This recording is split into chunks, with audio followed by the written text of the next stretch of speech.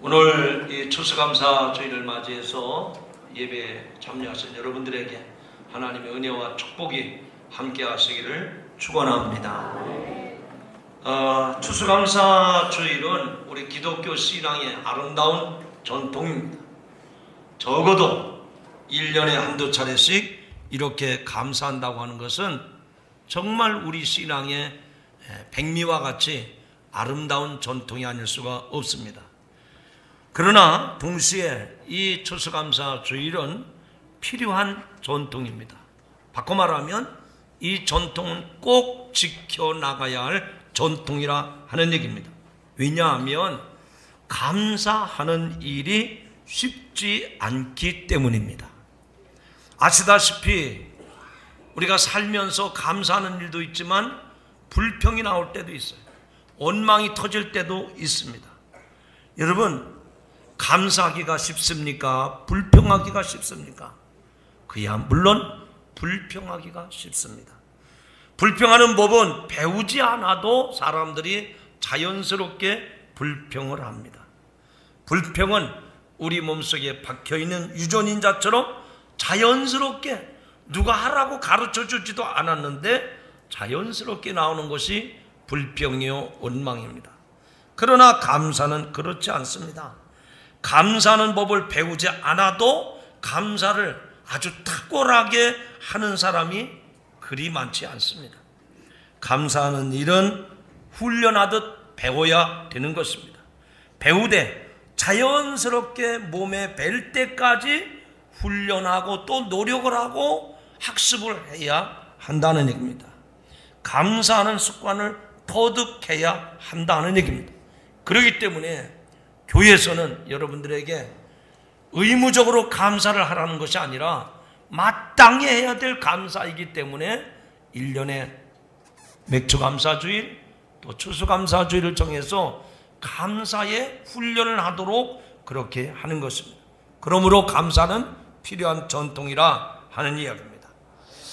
오늘 하나님께서 추수감사주일을 맞이한 우리 성도들에게 하나님의 본문 예레미야 4장 1절부터 4절의 말씀을 주셨는데 이 본문의 내용은 남유다 16대 왕이었던 요시야 왕 때 예레미야 선지자를 통해서 유다 백성들에게 묵은 땅을 갈라라고 경고하신 말씀입니다. 남유다 백성들은 솔로몬 왕 때부터 300년간 계속해서 우상 숭배를 해왔습니다. 그러다가 급기야 14대 므낫세 왕 때에는 왕이 자기 아들을 제물로 바치는 일까지 나타났습니다. 15대 아몬 왕 때에도 더 심하게 우상 숭배와 미신과 점술에 빠져 있었습니다. 그러니까 온 나라가 부정부패 속에 불의가 가득해서 멸망의 위기에 놓이게 된 겁니다. 그래서 16대 요시야 왕은 이런 국가를, 이런 나라를 개혁하기를 원했던 겁니다. 그는 성전을 수리하다가 율법책을 발견해서 그것을 통해서 하나님의 말씀을 깨닫고 종교 개혁을 시작했습니다. 그러나 백성들은 오랫동안 우상 숭배와 악행에 물들어 습관화되었기 때문에 그런 종교 개혁이 쉽지 않았습니다.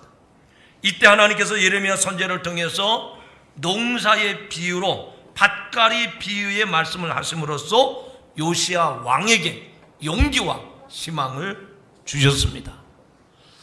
여러분, 농사를 지으려면 먼저 밭에 가시덤불을 제거하고 또 오래된 묵은 땅을 갈아엎어 부드러운 옥토로 만들어야 됩니다.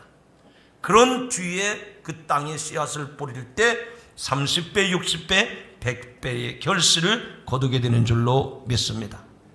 하나님께서는 인간의 마음도 이와 같이 마찬가지로 부드러운 옥토가 되어야 하나님의 말씀이 그 심령 가운데 떨어질 때 풍성한 축복의 결실을 맺을 수 있다고 오늘 예레미야를 통해서 말씀을 하시는 겁니다. 앞서 말씀을 드렸던 것처럼 예레미야 선지자가 활동하던 그 시기는 유다 나라의 운명이 강대국의 침략에 의해서 마치 풍전등화와 같은 처지였습니다. 강대국 애굽, 북왕국 이스라엘을 멸절시킨 이 아수로 새로 떠오르는 신흥강국 바벨론 등이 약한 유다 왕국을 바짝 조여들며 위협을 가했습니다. 경건한 믿음을 가졌던 요시야 왕이 애국과의 전쟁에서 전사를 하자 국가는 온통 절망의 분위기에 휩싸이게 됩니다. 그렇지만 이런 어려운 시기에도 유다 백성의 악한 행위들은 오히려 그 정도가 점점 심해지고 마음까지도 완악해져 갑니다. 하나님께서는 정신을 차리지 못한 이 유다 백성들에게 예레미야 선지자를 보내서 예언의 말씀을 선포하시는데 그 요지는 이런 겁니다. 하나님 보시기에 가증한 것을 버리고 마음이 흔들리지 않아야 한다. 진실과 정의와 공의로 여호와 앞에 나가는 것이 유일한 살 길이다 라고 말씀을 하십니다. 그리고 그 구체적인 방법까지도 오늘 본문 3절에서 말씀을 합니다. 여호와께서 유다와 예루살렘 사람에게 이와 같이 이르노라. 따라합시다. 너희 묵은 땅을 갈고 가시던 물에 파종하지 말라. 묵은 땅을 갈아엎으라는 겁니다. 가시던 물이 있는 곳에다가 씨앗을 파종하지 말라는 거예요. 묵은 땅을 갈아엎으라는 명령입니다. 이것만이 하나님 앞에서 백성이 살아갈 방법이라고 말씀을 하십니다. 묵은 땅을 갈고 거기에 씨를 뿌려서 결실을 바라는 것이 농부의 삶인 것입니다. 하나님께서는 선지자 예레미야를 통해서 농부 같은 백성들에게 그 가시던 물에다가 파종하지 말라고 말씀을 하십니다. 여기 묵은 땅은 뭘 말하는 것일까요? 하나님을 떠난 타락한 유다 백성들의 모습을 지적한 것입니다.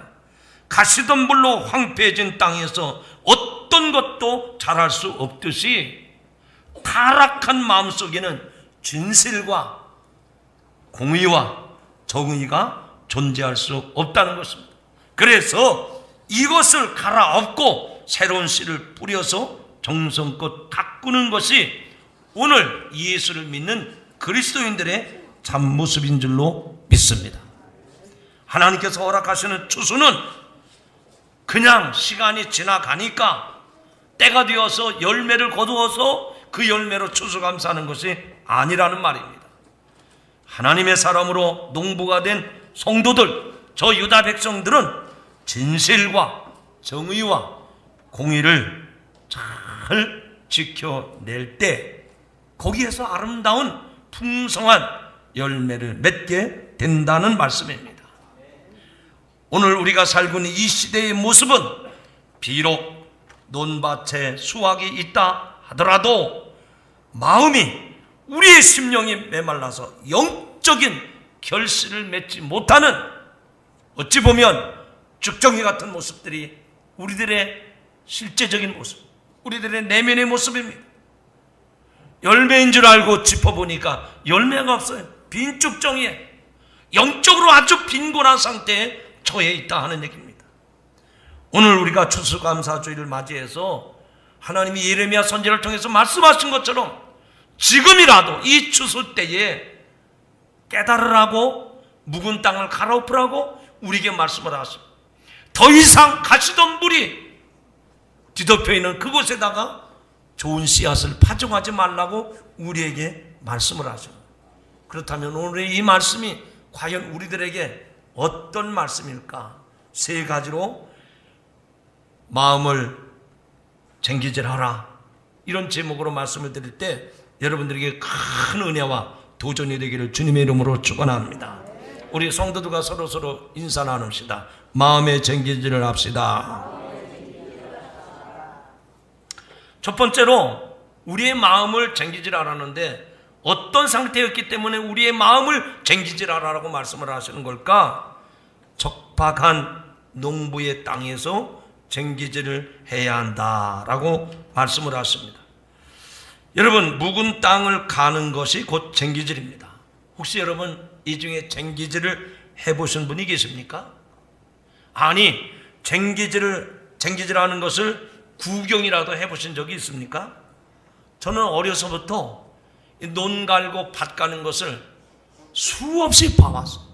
한 번은 제가 그 쟁기를 잡고 밭을 가려고 하니까 안 된다고, 다친다고, 나중에 커서 하라고 그러는데 나중에는 한 번도 해본 적이 없어요.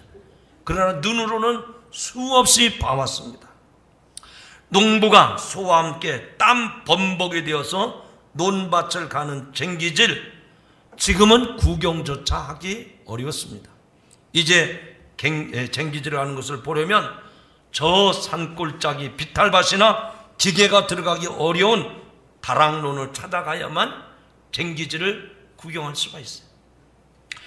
요즘은 사람이 끄는 쟁기질은커녕 소가 끄는 쟁기질도 보기 어렵습니다. 어지간한 산천 벽지, 손바닥만한 논밭이라도 다 기계로 갈아엎습니다. 소를 거두는 것도 힘들지만 쟁기질을 할 만한 근력을 가진 농부들이 없어요. 다 노인네들만 시골 땅을 지키고 있습니다. 아무 소나 쟁기를 끄는 것이 아니듯이 농부도 아무나 쟁기질을 할 수 있는 것은 아닙니다. 쟁기질에 서툰 사람은 소에게 질질 끌려다니다가 삐뚤삐뚤 땅 거중만 벗겨놓고 말기 십상입니다. 보습을 적당히 되어서 제대로 갈아엎지 않으면 쟁기질 하나마나 소도 고생하고 또 농부도 고생만 하는 것입니다. 그렇다고 보습이 땅에 박혀버릴 정도로 깊이 찔러 넣으면 힘만 빠지고 절대로 밭을 갈아내지 못합니다. 쟁기질은 기술도 중요하지만 무엇보다 더 중요한 것은 그 밭을 갈아엎는 소와의 교감이 있어야 된다는 얘기입니다. 좋은 농부는, 훌륭한 농부는 쟁기질을 어떻게 하느냐, 그게 아니라 소를 어떻게 모느냐에 따라서 쟁기질이 똑바로 갈리는 겁니다. 제가 어릴 때 보니까 위에 형님들이나 우리 아버지 뻘 되시는 분들이 밭을 가는데, 논을 가는데 소에게 잔뜩 여물을 먹인 다음에, 그리고 멍에를 얹고, 그리고 망토를 씌운 다음에 그 다음에 쟁기를 답니다. 그리고 이랴 하고 소 곱비를 툭툭 치면 자기가 밥 먹은 힘을 가지고 밭고랑에 서서 나갑니다. 이라루 쩌쩌쩌쩌. 그리고 몰고 가면 소가 똑바로 갑니다. 이라루 그러면 또 돌아서서 또 오는 거예요. 제가 가끔 차를 운행하다가 차가 지금 신호등을 보고 섰다가 가야 되는데 딴짓하고 안 가요. 그러면 창문을 에이 이렇게 쌍욕을 하지 않고 이라루 그러면 그때 알아듣고 가더라고요. 여러분, 아무리 농부가 힘이 세고 뭐 기술이 대단해도 그 소와 교감을 하지 않으면, 소와 이심전심이 되지 않으면 밭고랑을 갈 수가 없습니다. 오늘 추수감사 주일을 맞이해서 하나님 앞에 감사드리는 것은 마치 농부가 쟁기질을 하는 행위와 똑같습니다. 아니, 우리가 하나님 앞에 감사하는 것이 무슨 농부가 쟁기질하고 하는 것하고 똑같으냐? 쟁기질은요, 세 가지가 맞아 떨어져야 밭을 갈고 논을 갈 수가 있는 거예요. 첫째는 쟁기질하는 농부는 쟁기를 끌지 않습니다. 여러분, 소가 쟁기를 끄는 거지 농부가 쟁기를 끄는 게 아니란 말이죠. 그러니까 소가 끄는 대로 따라가기만 하면 되는 거예요. 무슨 말씀입니까? 오늘 저와 여러분이 지금까지 살아온 삶을 돌아볼 때 하나님께서 저와 여러분을 이라루 쪼쪼쪼쪼 하면서 여기까지 몰고 오신 거예요. 믿어주시는 분은 크게 아멘 하시죠. 그래서 하나님이 끄시는 대로 여기까지 온 거예요. 여러분이 고집을 부리고 못 가겠다, 안 하겠다, 그러면 농부가 휘초리를 대도 됩니다. 말을 안 들으면 몽둥이를 쳐서라도 농부는 소를 몰아가는 거예요. 여러분, 매 맞고 밭을 갈겠습니까? 아니면 기분 좋게 갈겠습니까? 기분 좋게 가는 것은 그냥 소가 끄는 대로, 하나님 우리를 이끄는 대로 따라가시기를 주님의 이름으로 축복합니다. 우리가 지나온 삶을 돌아볼 때 하나님께서 여기까지 저와 여러분을 인도해 주셨을 뿐만 아니라 앞으로도 하나님이 저와 여러분의 인생을 끌어가실 줄로 믿습니다. 하나님이 가자 그러면 가시고, 하나님이 멈추자 그러면 멈추는 여러분들이 되시기를 축복합니다. 더 쟁기제라는 농부는 쟁기를 자기가 힘 있다고 밀지 않습니다. 한번 따라 하시죠. 쟁기는 농부가 밀지 않습니다. 소의 힘을 좀 덜 가게 하겠다고, 내가 소를 좀 힘을 덜어주겠다고 내가 쟁기를 밀면 보습날이 땅속에 박혀서 쟁기가 가지 않는 법이에요. 그러니까 내가 밀면 안 돼.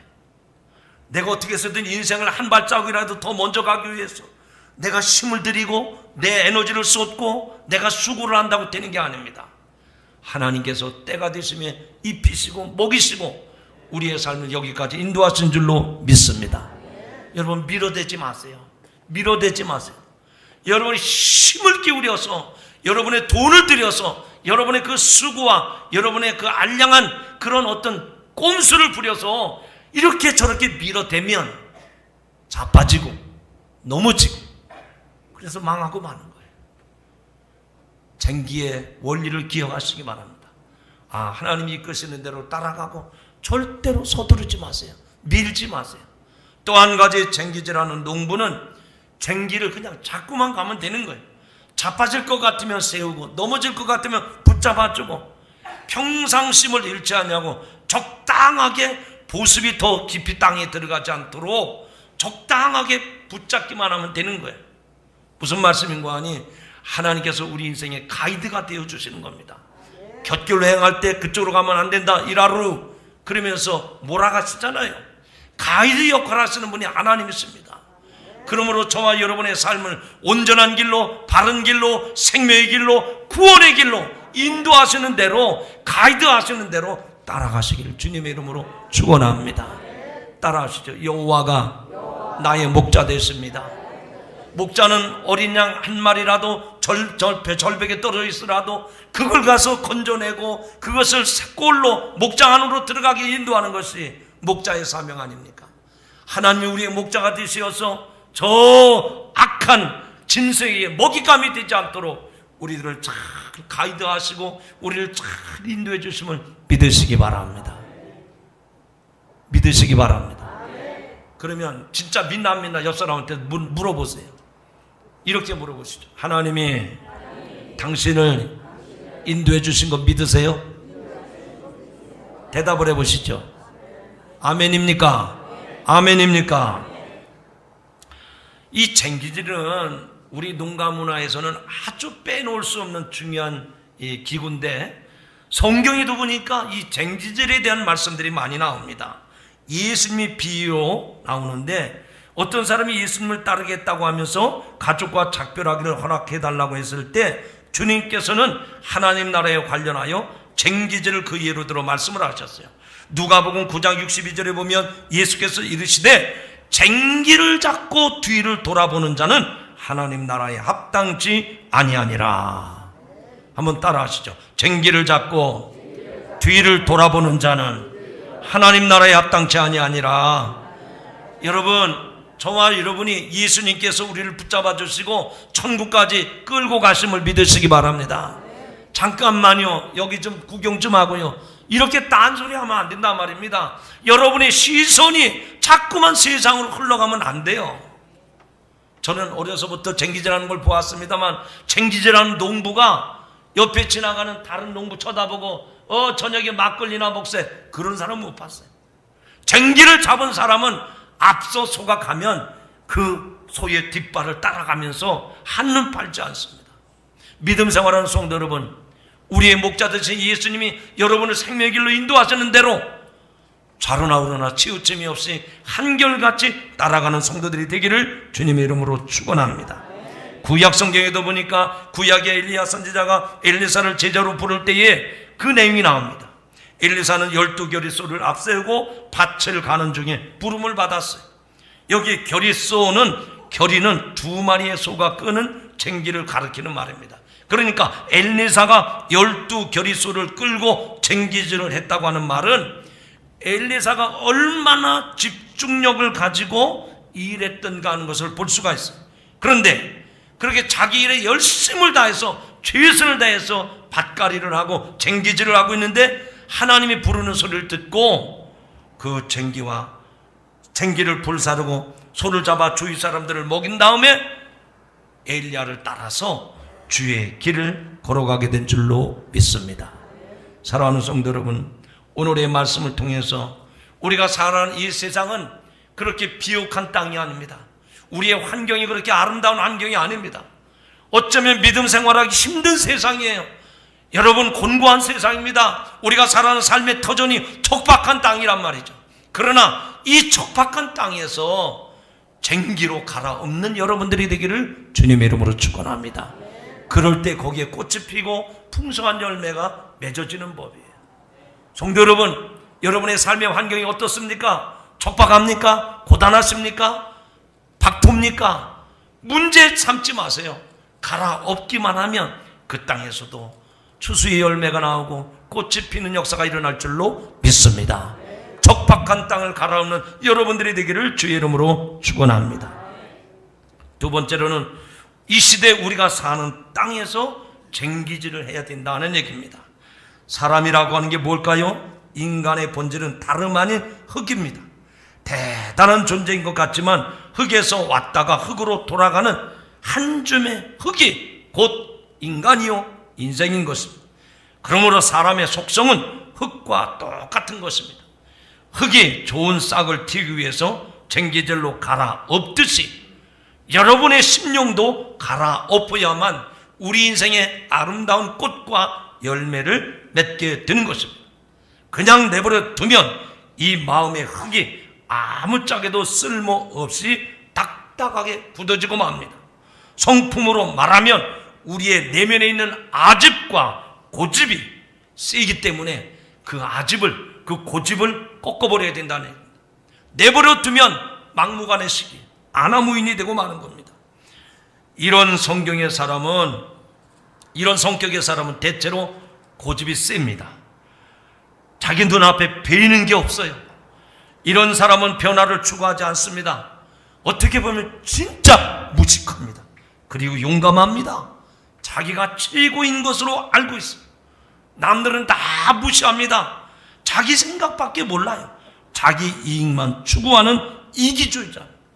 게으르고 과거에 집착해 사는 사람들이 이런 고집센 사람들의 모습입니다. 그렇다면 우리는 자신의 심령을 늘 점검하지 않으면 안 됩니다. 내 마음을 갈아엎지 않으면 심령이 딱딱하게 굳어져서 아무것도 할 수 없어요. 요즘 사람들은 자기 방어 기제가 두꺼워진 나머지 어떤 말을 해도 받아들이려 하지 않습니다. 심지어는 하나님의 말씀마저도 거부해버립니다. 나름대로 인간적인 지식과 이성이 높은 경지에 이르렀다고 생각하며 아집에 젖어 있어요. 저는 우리 예수 믿는 성도들은 날마다 자기 마음을 갈아엎는 그런 수고를 부단히 해야 될 줄로 믿습니다. 어떤 사람은 그런 사람이 있어요. 내 눈에 흙이 들어가도 절대로 안 됩니다. 그럼 하나님이 어떻게 하신다고 그래요? 그런 사람 눈에 흙이 빨리 들어가게 만들어요. 여러분, 믿음 생활하면서 내 눈에 흙이 들어가도 절대 하나님이 그래? 그냥 하나님의 뜻이 우선인데 네 눈에 흙이 들어가는 한이 있더라도 내 뜻을 이루어야 되겠다. 하나님이 하시는 거예요. 어떤 사람이 예수 믿고 신앙생활하면서 내 손에 장을 지져보세요. 장 지지면 고치겠습니까? 여러분 신앙생활하면서 왜 고집을 세우느냐 말이죠. 주님 가라 하시면 가세요.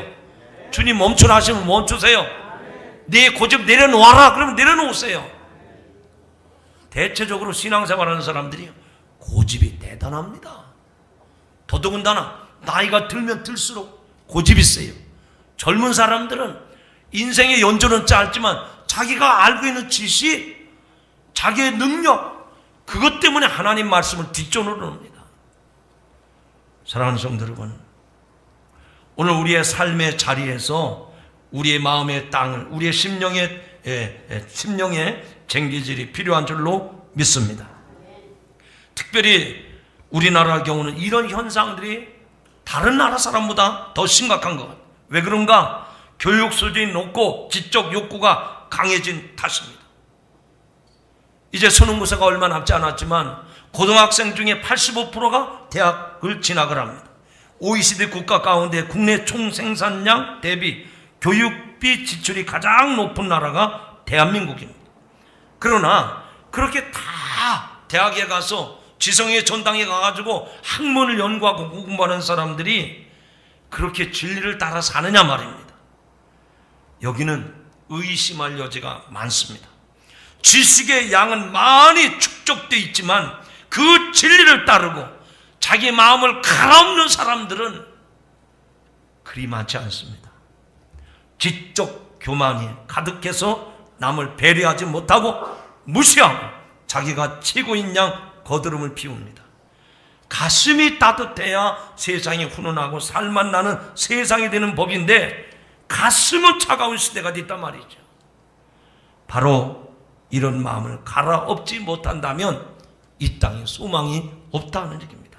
그러므로 오늘 우리는 추수감사주의를 맞이해서 이 묵은 땅을 갈아엎으라고 하는 말은 내 이 교만하고 완악한 마음을 갈아엎을 때 거기에 따뜻한 열매, 따뜻한 향기로운 꽃이 피게 될 줄로 믿습니다. 여러분, 또 한 가지 쟁기질을 하는데 문제가 되는 게 있어요. 세상 일에 지나치게 염려하는 마음입니다. 이것도 걱정, 저것도 걱정, 근심, 염려, 쉴 새 없이 밀려오는데 막아내지 못하고 자기 심령을 파헤칩니다. 그러다 보니 쉽게 지치고 쇠약해지는 거예요. 믿는다고는 말로 하는데 실제로 마음으로 믿지를 못하는 겁니다. 그래서 신경 쇠약이 오는 거예요. 그래서 연세 높으신 분들이 많으신 분들이 자꾸 왔다 갔다 하시는 거예요. 재산 걱정, 건강 걱정, 자녀 걱정, 사업과 직장 걱정 등등, 이것은 자기 욕심을 제어하지 못해서 오는 염려입니다. 공중나는 새를 보라, 들아 백합화를 보라, 누가 저것을 먹이시며 누가 저것을 입히시는 거 보라. 사랑하는 성도 여러분, 우리가 예수 그리스도를 믿는다면 죽든 살든 그분 앞에 맡기시기를 바랍니다. 그분이 우리를 죽음으로 몰아가겠습니까? 우리로 하여금 절망의 자리에 빠지게 하겠습니까? 여러분, 주님께 모든 것을 맡기는 성도들이 되시기를 바랍니다. 저는 오늘 여러분들이 추수감사주의를 한다고 하는데 과연 내 마음속에 감사했던 일보다 원망하고 불평하고 불만을 토로하고 이랬던 게 얼마나 많은가? 오늘 말씀을 통해서 다시 한번 우리 마음을 갈아엎기 위해서는 실제가 돼야 되거든요. 이제는 더 이상 염려, 걱정, 근심하지 않고 정말 하나님이 주시는 평안함으로 살기를 원한다면 오늘 이 말씀을 통해서 여러분이 결단하고 실천하시기를 주님의 이름으로 축원합니다. 그러기 위해서 제가 실제적인 방법을 하나 제시해 보려고 합니다. 어찌 하시겠습니까? 한번 해보시겠습니까? 제가 예를 들어 하나 말씀드립니다. 영국에 아주 유명한 사업가 아더 링크라고 하는 사람이 있는데 이 사람이 예수님을 잘 믿는 사람이었습니다. 그러나 예수를 믿지만 마음 한구석에는 늘 염려, 근심, 걱정이 떠나지 않았어요. 이 사업을 하다가 부도가 나면 어떻게 할까? 회사 자금이 잘 돌아가지 않으면 어떻게 될까? 내가 거느린 이 가족들을 부양했는데 이 가족들을 잘 부양할 수 있을까? 그리고 나는 미래에 대해서 청사진이 불확실한데 과연 미래는 어떻게 될까? 여러분, 이게 아더 링크의 고민과 염려뿐만 아니라 여러분들의 염려하는 것 똑같은 거예요. 그래서 이 고민이 많던 아더 링크가 이런 생각을 하고 결심을 했어요. 내가 매번 생기는 염려, 걱정거리가 생길 때마다 그 내용을 써야 되겠다. 메모지에다가 그 내용을 써가지고 날짜를 적어서 그래서 상자 하나를 만들어가지고 상자 속에다 계속 던지는 거예요. 돈 문제 생기면 몇 월 며칠 돈이 얼마가 필요하다. 이것 때문에 걱정이 되는 돈. 또 건강에 위험 신호가 오면 오늘 내가 무슨 일로 아픈데 이것도 걱정이 되는. 그래서 날짜와 그 염려 문제를 매번 적어가지고 상자 안에다 집어넣은 거예요. 일주일이 지난 다음 수요일 날마다 그것을 자기가 열어본 겁니다. 상자를 열어본 거예요. 그러니까 일주일 전에 적었던 염려, 근심, 걱정거리가 딱 열어서 그 메모지를 들춰보는 순간 깜짝 놀란 일이 있어요. 일주일 전에 자기가 그렇게 고민했던 문제가, 그렇게 염려했던 걱정거리가 일주일이 지나서 보니까 아무것도 아니더란 얘기예요. 이런 땐 좀 아멘 좀 하시죠. 여러분, 지금 여러분이 뭐 때문에 걱정하십니까? 일주일이 아니면 한 달 후에라도 보세요. 그 시간이 지나가고 난 다음에 보면 아무것도 아니었는데 쓸데없는 걱정, 쓸데없는 염려. 따라합시다. 쓸데없는 염려와 걱정은 99%가 안 해도 되는 겁니다. 무슨 말씀인 거 아니? 그것 때문에 막 머리를 그냥 질끈 동요매고 신경을 쓰고 막 그렇게 한다고 그 문제가 해결되느냐 말입니다. 염려한다고, 걱정한다고 되느냐 말이에요. 안 됩니다. 염려한다고 되는 게 아니에요. 그런데 아무것도 안 되는 걸 가지고 죽을 듯이 걱정하고 염려를 하는 거예요. 여러분, 오늘 추수감사주일 말씀을 통해서 내 마음을 갈아엎으라고 했다면 오늘 이 말씀대로 한번 실천해 보세요. 오늘 추수감사주일에 교회 와서 예배 드리는데 목사님이 세 가지의 내용을 감사하라고 하는데 가만히 생각해 보니까 찬송을 1절부터 4절까지 불러도 감사거리가 없어. 속상한 일만 있고 감사거리가 없어요. 그러나 오늘 이 말씀대로 한번 실천해 보세요. 금년이 다가기 전에 여러분의 삶에 놀라운 변화가 임하리라 믿습니다. 제가 매년마다 후회하는 게 있어요. 매년마다 후회하는 게 있어요. 뭐냐? 하루에 세 가지, 아니 하루에 세 가지는 그만두고 하루에 한 가지만이라도 감사할 것을 메모해 보는 거예요. 아니면 가족들하고 나눠보는 거예요. 근데 그거 좋은 일인데 그거를 실천을 못해요. 그리고 매일같이 걱정, 염려, 근심. 오늘 여러분의 삶의 자리에서 마음을 갈아엎으심으로 놀라운 변화들이 일어나기를 주님의 이름으로 축복합니다. 세 번째로 예수님의 말씀으로 그 땅을 갈아엎으시기를 바랍니다. 따라하시죠. 예수님의 말씀으로 쟁기질을 합시다. 예레미야의 쟁기질을 생각하면서 자연스럽게 떠오르는 예수님의 비유의 말씀이 있습니다. 씨 뿌리는 비유의 말씀이죠. 마태복음 13장에 예수님께서 비유 말씀을 하셨는데 거기 보면 씨 뿌리는 비유를 통해서 땅에 파종하실 때 그것을 깨닫지 못해 거부하는 마음은 길가에 떨어진 씨앗이라 했습니다. 천국의 말씀을 들어도 깨닫지 못하는 마음은 씨가 뿌려져도 새들이 와서 먹어버렸다고 했어요. 사탄이 금방 빼앗아가는 것이죠. 복음을 듣고도 길가에 뿌려진 씨앗과 같이 단단해진 내 심령의 모습이라면 이건 정말 심각한 일이 아닐 수 없습니다. 그보다 한 걸음 더 나가서 말씀은 받았지만 인내심이 없어 환난이나 박해와 같은 어려운 일이 일어나면 즉시 넘어지는 사람, 이런 사람은 돌밭에 뿌려진 씨앗과 같다고 했습니다. 싹이 나오지만 흙이 깊지 않아서 해가 돋으면 곧 말라버리는 씨앗입니다. 어떻게 취해야 할까요? 어떻게 조치해야 될까요? 쟁기질을 해야 됩니다. 다른 방법이 없어요. 땅을 갈아엎어서 돌을 골라내고 가시덤불을 뽑아내고 아무리 단단한 돌짝밭이라도 갈아엎기만 하면 옥토가 되어서 뿌려진 씨앗에 30배, 60배, 100배로 결실하는 줄로 믿습니다. 이제 말씀을 맺습니다. 사랑하는 성도 여러분, 쟁기질을 하면 그 밭에 모르는 동안 생겨났던 가시떨기도 다 제거됩니다. 가시가 자라서 싹이 트는 것을 막는 일이 생기는 것입니다. 예수님께서는 이런 경우를 가리켜서 말씀을 들으나 세상의 염려와 재리, 유혹에 말씀이 막혀서 결실하지 못하는 것이라고 분명하게 일러 주셨습니다. 마음에 쟁기질을 하려면 말씀이 결실하던 것을 가로막던 세상의 염려, 재리의 유혹 깨끗이 걷어내야 합니다. 이런 것들을 걷어내기 위해서 오늘 이 추수감사 주일에 반드시 떠올려야 할 일이 바로 여러분의 마음의 쟁기질입니다. 내 심령의 묵은 땅을 갈아엎어야 비로소 추수감사의 열매로 하나님께 영광을 돌리게 될 줄로 믿습니다. 여러분, 이제 정리해 봅시다. 올해 추수하는 여러분의 모습은 어떻습니까? 곡식과 과일을 풍성히 거두었다면 영적인 수확도 30배, 60배, 100배로 거두어야 할 줄로 믿습니다. 다시 한번 이 추수감사주의를 맞이해서 우리 모든 성도들이 진실하게 진정으로 내 마음을 옥토로 갈아엎어서, 그래서 새해에는 많은 열매를 거두는 복된 성도들이 되기를 주님의 이름으로 축원합니다. 기도하시겠습니다. 할렐루야. 하나님의 은혜를 감사합니다. 하나님께서 예레미야에게 하나님의 말씀을 예언하게 하셨습니다. 그 당시 그들은 국가적으로 위기와 영적으로 타락한 시대에 하나님이 묵은 땅을 갈아엎으라고 명하셨던 것처럼 오늘도 우리에게 똑같은 말씀을 주셨습니다.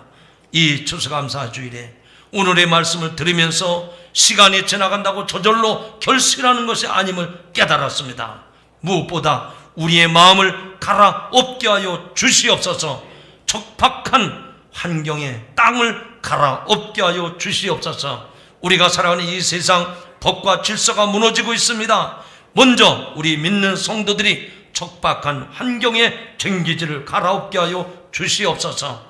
이 시대에 우리가 사는 땅에서 쟁기지를 해야 하겠습니다. 하나님, 이 땅 이 백성들이 하나님을 저버리고 하나님을 대적하는 일들이 도처에서 일어나고 있습니다. 주여, 우리 믿는 성도들이 전심으로 우리의 심령을 갈아엎게 하여 주시옵소서.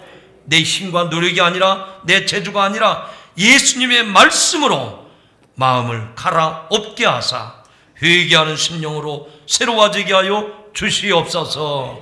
예수님의 이름으로 간절히 기도하옵나이다. 아멘.